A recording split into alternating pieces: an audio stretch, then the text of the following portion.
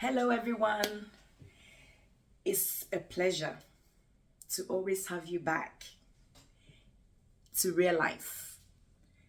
Today at Real Life, we will be talking about a subject, a narrative story about a gentleman called Joseph. And I strongly believe that this story is going to be familiar to a lot of us. Why am I bringing this story today? It's because today's subject is called It's Your Turn. Why is it your turn? Those of you who are familiar with the story of Joseph, we all know what Joseph went through. Joseph had a lovely father, a mother who loves him dearly, but unfortunately passed away. Joseph had 11 brothers. And the father, who is Jacob, had 4 wives. She was able to have 2 children for the husband. And these 2 children are so dear to the hearts of Jacob. As time goes on in the story, Joseph kept having dreams. Joseph was only 17-years old. He kept having dreams. And as a young man, he always ran to the siblings and tell them his dream. He didn't know that the siblings didn't like him. He didn't know that the siblings were so jealous of him. Do you have siblings that are jealous of you? Do you have work colleagues that are so jealous of you? Who do you have in your life that is jealous of you? You know, most at times, the people that really jealous us are people that are very close to us. Because they see the transition of your life. And they are thinking, how dare you have what you have? And that's where jealous comes from, right? Joseph, at this point, as an innocent 17-year-old boy, always ran to the siblings, tell them the story, tell them his dream. And they hatched a plan against him.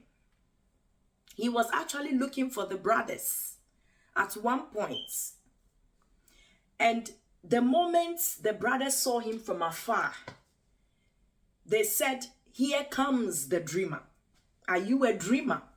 Are you a type of person that dreams? Are you a type of person that always wake up with a dream? There's always a dream in your heart. Every time you're around people, you want to tell them about your dream. I want us to learn from this narrative story I'm giving you today. I learned to hold on to my dream. I was one of those people who get excited about dreams, vision. And I always want to share my dream, always want to share my ideas. It's not a bad thing. But I think at this point, with the way this story is going to go, we should be careful to those that we share our stories with. Joseph at a point got to the brothers and they hatched a plan to kill him. One of the brothers, who is called Simeon, refused that no, we will not have our own brother's blood on our hands. We cannot do that. Rather, let's throw him into a well. There was an empty well. We all know how deep a well can be. But at this point, the well somehow was dry. And the brothers decided to throw Joseph into the well. Joseph was there screaming, calling for help. They were just sitting down laughing and thinking of what to do next. Lo and behold, they saw a traders passing by with their camels. And then they decided, one of the brothers came up with a plan that why don't we sell him to the Egyptian as a slave. They all thought, wow, this is a good plan.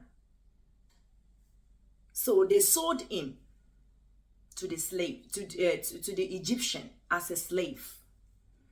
And Joseph ended up in Egypt. They were living in Canaan. And at that time, Joseph was wearing a top that the father made with his own hand.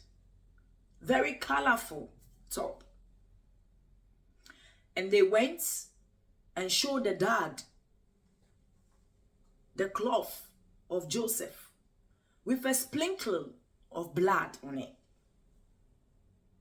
When people are planning evil, they go to the extra length. But people, I'll tell you what, it doesn't matter how much people plan against you. If it is not in God's will, you will go through some patches. You will have a scar at the end of everything they will do to you. You will have torn clothes. But believe you me, you will come out successfully. At that period, it's never easy. You'll be asking yourself so many questions, what you have done to these people and why they are treating you like that. Your own family members decide to kill you, which it do happen a lot.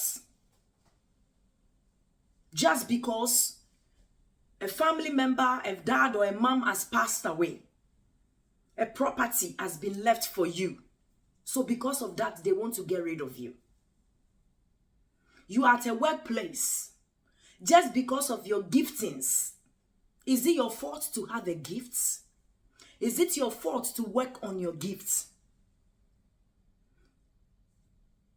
You have a gift and you are working at a workplace. Because of that, people want to get rid of you. They will stab you at the back. They will mouth talk to the managers. They will do anything they can just to bring your reputation down. What have you done? Nothing. Jealousy, when somebody is jealous of you, not because of what they want to take off you, they just don't want you to have it.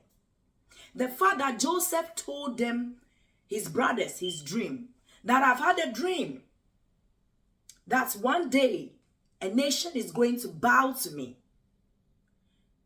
including all of you. Said, we, your brothers, your senior brothers, bow to you. You must be crazy. They took the interpretation of Joseph's dream to another level of their own perspective of thinking.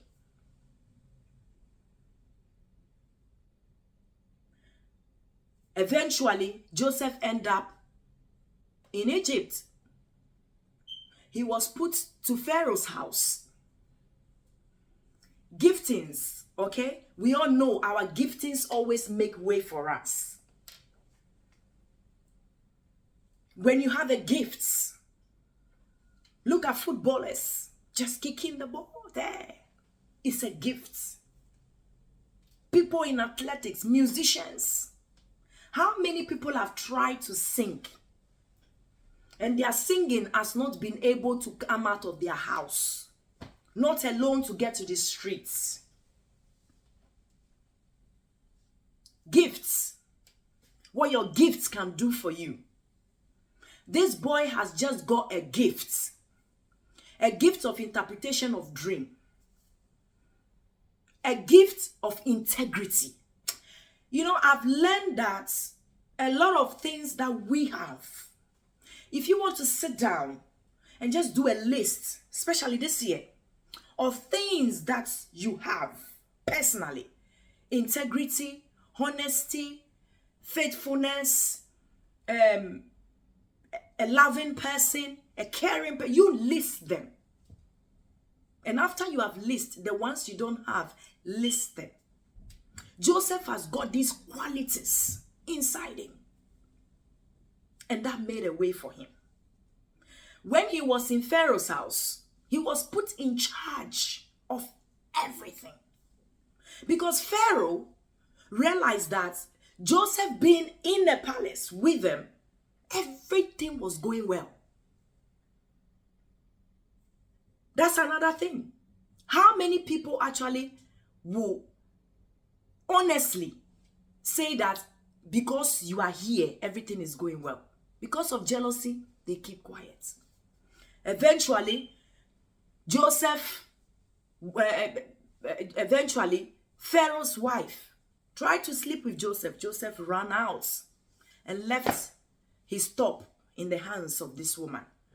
The husband came back, and then, stories upon stories upon stories. And then straight away, Joseph was put in prison, as we all know. He was in prison for a whole 2 years for not offending anybody. And whilst he was there was 2 people that were working in the palace that did something against Pharaoh, which is the king. And the king put them in prison. And whilst they were in prison, both of them had a dream. One of them, the cupbearer, the armor bearer. So the cupbearer, he had a dream. The armor bearer had a dream. And then Joseph was able to interpret for them. Gave them the meaning of the dream. One of them was killed as Joseph interpreted. The other one was put back into his position in the palace. Lo and behold, you see, when God has destiny in your life, nobody can cut it off.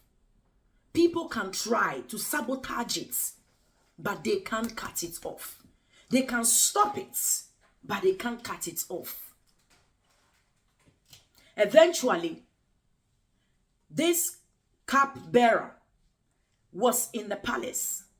When the king had a dream, they brought all the magicians from Egypt to come and interpret. All the magicians, you think of the magicians, so many of them.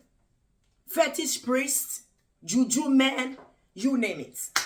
All of them came, none of them were able to interpret the king's dream. And then the cupbearer remembered Joseph. And when he was leaving the prison, Joseph actually told him, when you leave, remember me. But the man did not remember until the king had a dream. So he told the king that there was a guy in the prison. A, B, C, D told the story. The king immediately had Joseph brought to him. Joseph came, the king told him his dream. This is the dream I had, A, B, C, D. Would you be able to interpret this dream? And the dream simply is the king said he saw seven fat cows and 7 slim cows, very lean cows. But the lean cows came towards the fat cows and swallowed the fat cows. And after they have swallowed, the king said, after they swallowed the fat cows, they were still standing so skinny. And he said he's never seen such a thing before. Joseph interpreted the dream to the king. Told the king that with this dream you had, God is trying to give you a message that there's going to be 7 years famine.